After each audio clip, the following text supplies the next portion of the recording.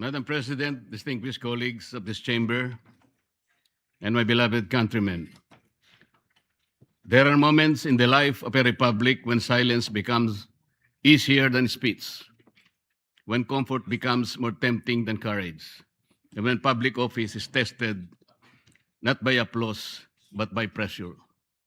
This is one of those moments, Madam President. I rise today on a question of privilege. Just last week, I was stunned with the shadow of a complaint filed by the Field Investigation Bureau, Office of the Deputy Ombudsman for Luzon. A complaint perfectly timed, wrapped in legal language, amplified by noise, and aimed not merely at my person, but at my independence. I stand before you not as a man begging to be understood, not as a senator asking to be spared, and not as an accused shrinking from the weight of accusation.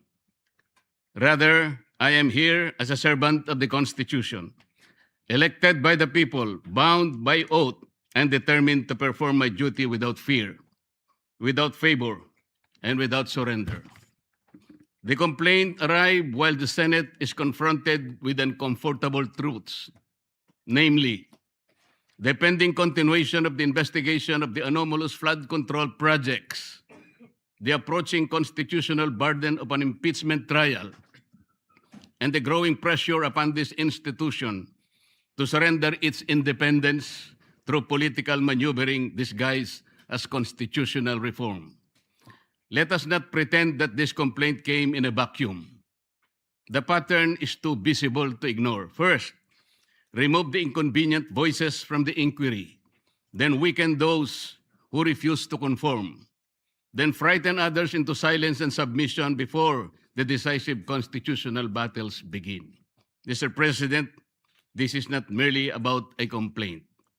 The trump-up charges filed against me and some of my friends are not merely legal accusations.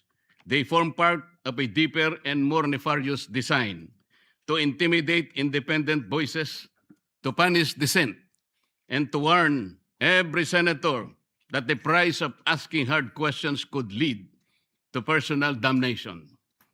If the intention of these cases is to silence me, let me say this at the very beginning. It has failed. I will not be silenced. I did not seek public office to become comfortable, Madam President.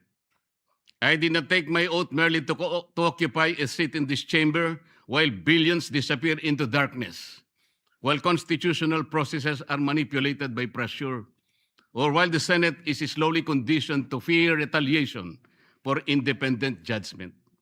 I did not take my oath to serve only when service is convenient. I did not come to this chamber to lend my voice when power applauds and withdraw it when power becomes displeased. The senator is not elected to be timid. The senator is not sworn into office to become a spectator while the Constitution is tested, while impeachment proceedings demand judgment, and while the people cry out for truth about the wide-scale theft of public funds.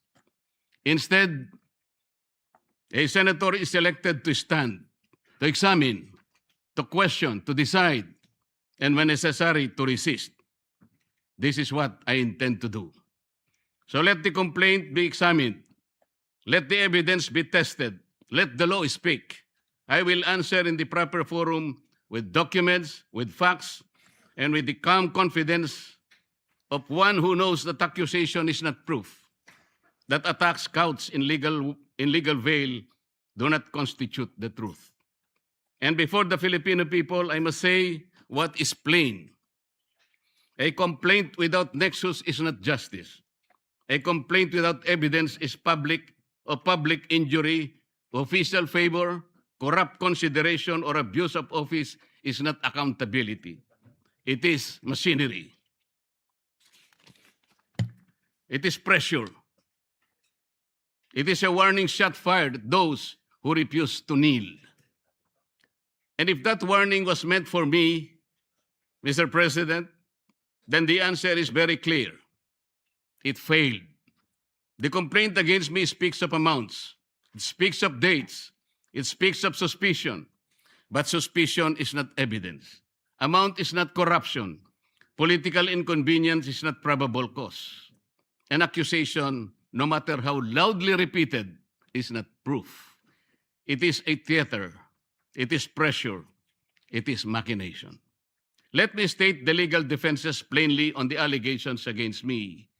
The law did not define the limits of liberality among friends.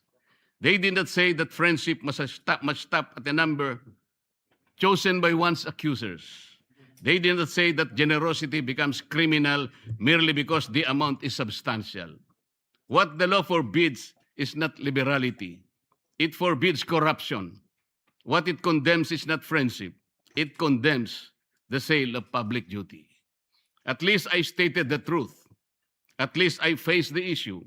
At least I did not hide behind silence. So I ask, what of those who receive support, gifts, donations, favors, or assistance for their own electoral campaigns and keep them beyond public scrutiny? Shall the law be a sword only against those who dissent and shield for those who belong to the circle of the powerful? If transparency is demanded, let it be demanded of all. If public morality is the standard, let no one be exempt because of wealth, alliance, influence, or proximity to power. And so I speak again, clearly and directly. What official act did I sell? What vote did I promise? What public fund did I touch? What government contract was delivered? What favor was asked, promised, or given? If they cannot answer these questions, then this complaint is not the pursuit of justice. It is a deliberate attempt to silence dissent. But this is larger than me. This is not a fight for one man. This is not a fight for one faction. This is not a fight for political survival. This is a fight for whether the Filipino people may still have senators capable of questioning, investigating, judging, and speaking freely without fear or favor. When this chamber is called upon to sit in impeachment proceedings, we are not merely politicians. We are senator judges. We are bound to listen, to weigh evidence, to apply the Constitution, and to act according to our conscience. That responsibility cannot be curtailed by fear, pressure, harassment, or manufactured accusation. No one should be allowed to intimidate a senator judge into silence. No one should be allowed to punish a member of this chamber for ensuring that impeachment must be governed by law, evidence, due process, and conscience. Whether one favors or opposes any party in those proceedings, that's not the point. The point is whether the Constitution shall speak above political convenience. I will perform that duty, Madam President.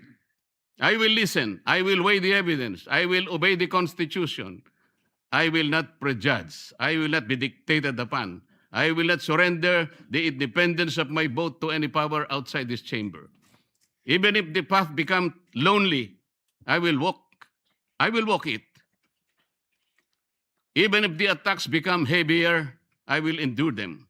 Even if my voice becomes inconvenient to the powerful, I will continue to speak the way I should. The same is true of the Senate's investigation of the flood control scandal. That inquiry must continue. It must not be weakened. It must not be derailed. It must not be silenced. If there has been grand-scale theft from the country's coffers, then that is among the greatest sins of our modern public life.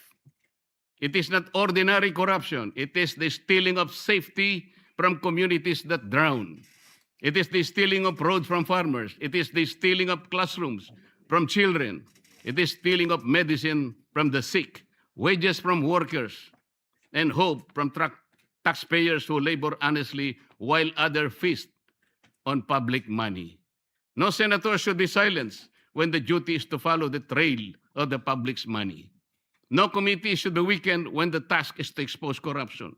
No voice should be threatened when the question before the nation is whether the billions intended for the people were ransacked by bandits of insatiable greed. I do not fear imprisonment. I fear a country where freedom itself is imprisoned. I fear a republic where legal processes are twisted into weapons, where dissenting voices in the Senate are mechanically trimmed down, and where the rich and the powerful elite manipulate institutions so that only their chosen voices may be heard. While others may refuse to speak because of threats, I will not, Madam President.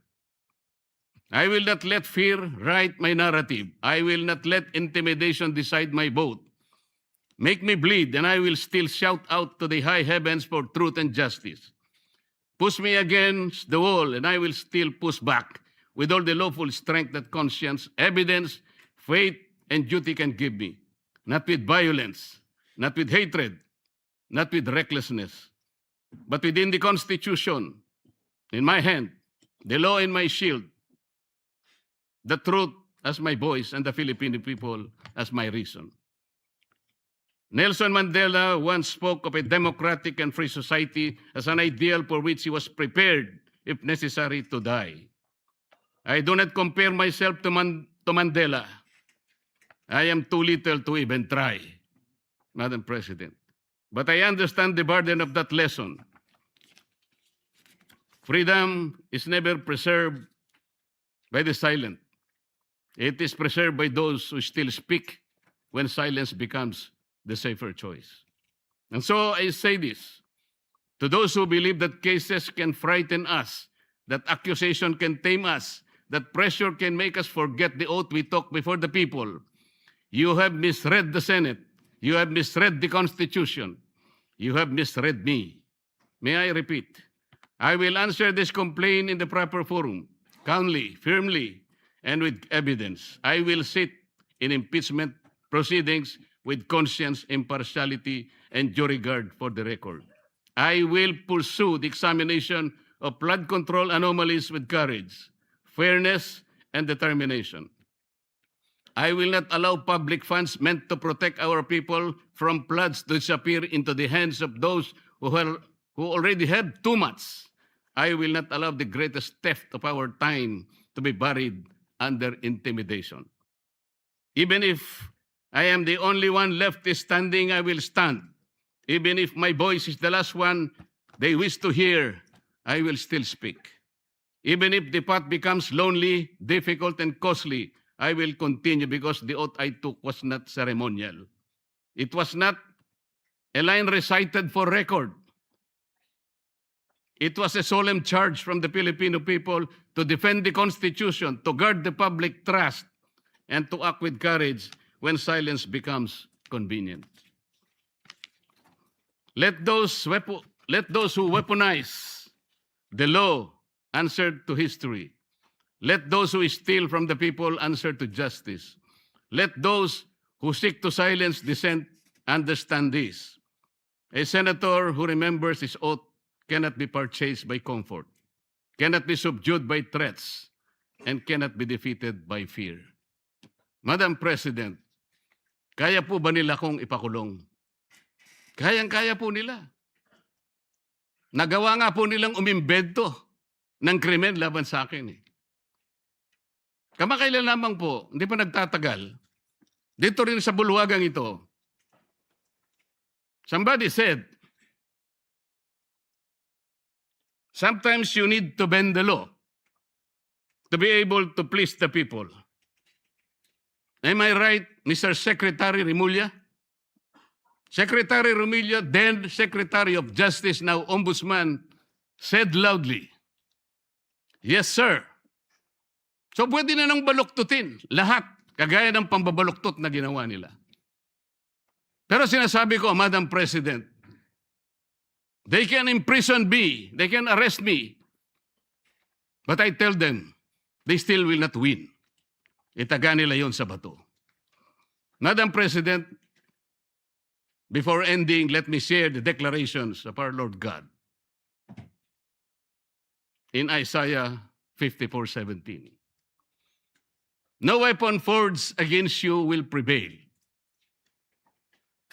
You will refute every tongue that accuses you. This is the heritage of the servant of the Lord. This is their vindication from me.